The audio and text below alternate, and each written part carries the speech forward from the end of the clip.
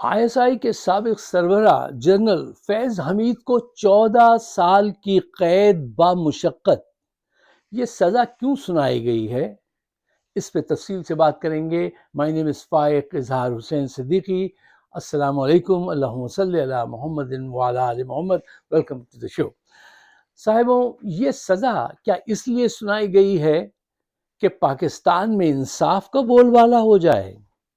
یہ سزا اس لیے سنائی گئی ہے کہ جو لوگ اس وقت جرم کر رہے ہیں اور پیسے بنا رہے ہیں وہ سنبھل جائیں؟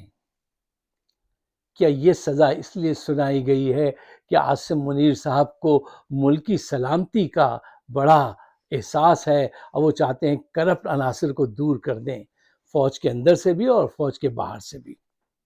ایسا کچھ نہیں ہے۔ یہ ایک سائیکولوجیکل وار فیئر ہے جس میں وہ یہ ثابت کرنا چاہتے ہیں کہ وہ ٹوٹل کنٹرول میں ہیں۔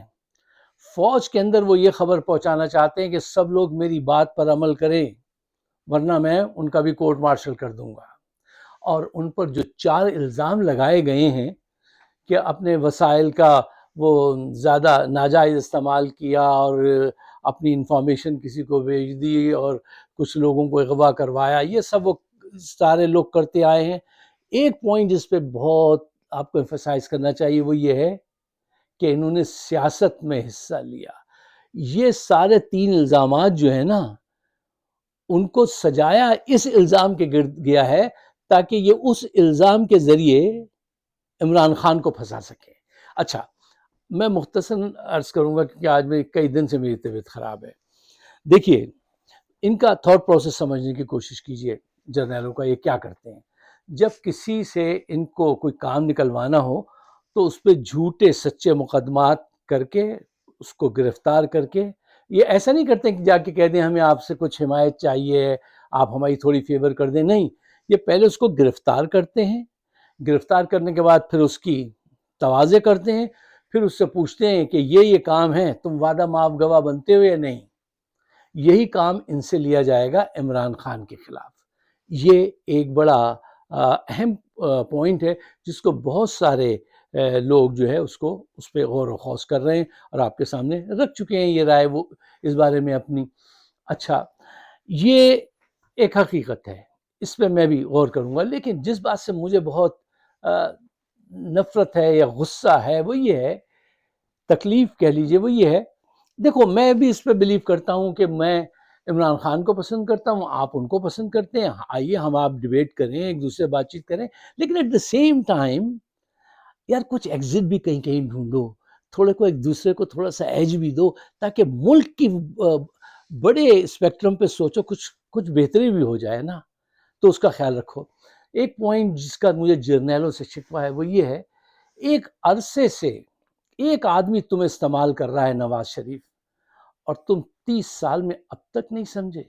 وہ خود اکیلے سیاست میں نہیں ہے، وہ ان کو اپنی پنجاب پولیس بنایا ہوا ہے اس نے فوج کو، وہ اپنے مخالفین کو ان کے ذریعے شکست دیتا ہے۔ کیوں؟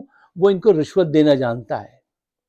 نواز شریف پیدا ہی انہی کی گود میں ہوا تھا، جنرل جیلانی کی، ٹھیک ہے نا، اور وہ آج تک ان کو استعمال کر رہا ہے۔ اچھا، تاریخ گواہ ہے، اس نے ہر جرنیل کو استعمال کیا اور جب اس کا کام پورا ہو گیا تو پھر اس نے اس کو ڈم کر دیا، اس پہ الزام لگا دیے، اس سے جھگڑا کر لیا۔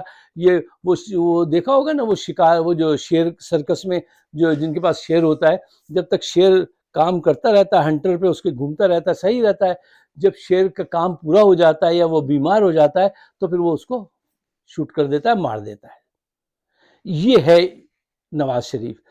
اربوں کی کرپشن کی اس آدمی نے، اور آپ کے سامنے کی پوری فوج بدنام ہوتی ہے۔ مجھے افسوس اس کا ہوتا ہے کہ ایک انسٹیٹیوشن تھا یار جس سے ہماری سب کی وابستگی تھی، وہ بدنام کس کی وجہ سے ہوا ہے؟ جرنیلوں سے زیادہ اس تعلق کی وجہ سے بدنام ہوا ہے کہ اس کو، شہباز شریف کو، ایک دن کے بعد جیل میں جانا تھا، سارے پروف اسٹیمپ تھے، موجود تھے، اور باجوہ اس نے ان کو وزیر اعظم بنوا دیا۔ تمہارے سروں سے ان کا خط ختم نہیں ہوتا، نون لیگ کا؟ انہوں نے ایسا کیا گھول کے پلایا تم نے ابھی تک آنکھیں. وہ کہتے ہیں بیوقوف کسی کو یہ بتانا کہ تمہیں کوئی بیوقوف بنا رہا ہے یہ مشکل کام ہے. یہ آسان کام ہے کہ تم بھی اسے بیوقوف بناؤ. لیکن I know this but I don't use this and I don't believe on this. نہیں, ہمیں ان کو بتانا چاہیے کہ بھائی تم کب تک ان کے ہاتھوں رسوا رہو گے. یہ آدمی جرنیلوں کو اتنا اس نے استعمال کیا ہے اور وہ اس سے ڈرنے لگے ہیں. ارے تم ذرا یہ تو دیکھو آنکھیں کھول کے کہ اس کی سیاسی حیثیت اب صفر ہے. نواز شریف کی, شہباز شریف کی. یہ کہتا تھا آپ ہمیں 20% بھی اگر سپورٹ کر دیں تو ہم پاکستان کو یورپ بنا دیں گے. اب عاصم منیر کو پتہ چل گیا انہوں نے کیسا یورپ بنایا ہے. 5300 ارب روپے کا گھپلہ آج بھی اس لمحے بھی ہو رہا ہے اور آپ ان کی حمایت کر رہے ہیں. ارے ان سے تو اگر آپ کسی چھوٹے سے چھوٹے آدمی کو بھی حکومت میں لے آتے تو بھی آپ کی کچھ حمایت رہتی. یہ ان کو آپ لے کر آئے ہیں جو اپنے وقت کے بڑے ہی سرٹیفائڈ کرپٹ لوگ ہیں. اس کی وجہ سے فوج کتنا بدنام ہوئی ہے, کتنا ہمیں نقصان اٹھانا پڑا ہے. اب بھی ان کا ساتھ دو گے. جب تک ان کا ساتھ دو گے بدنامی اور گہری ہوتی چلی جائے گی.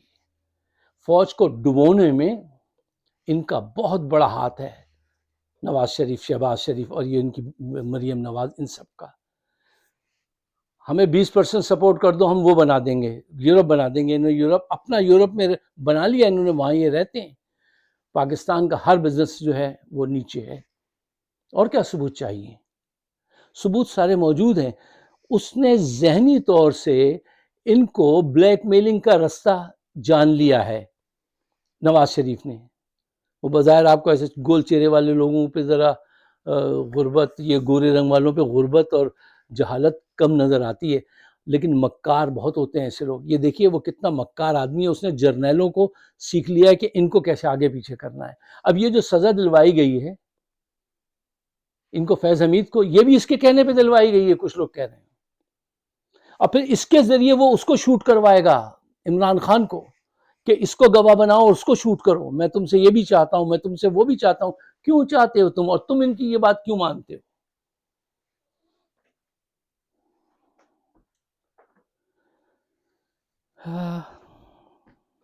بہرحال آج مجھے آپ یہاں سے اجازت دیجیے کہ اس وقت انرجی بہت لو ہے, اور دعا کیجیے کہ ہمارے جرنیلوں کو اللہ تعالیٰ یہ عقل دے, اور یہ اپنے کندھوں پہ جو انہوں نے سوار کیا ہوا نا کرپٹ لوگوں کو, ان کو یہ اٹھا کے پھینکیں اور پاکستان کے لیے سوچیں. آپ سب کا بہت بہت شکریہ. خدا.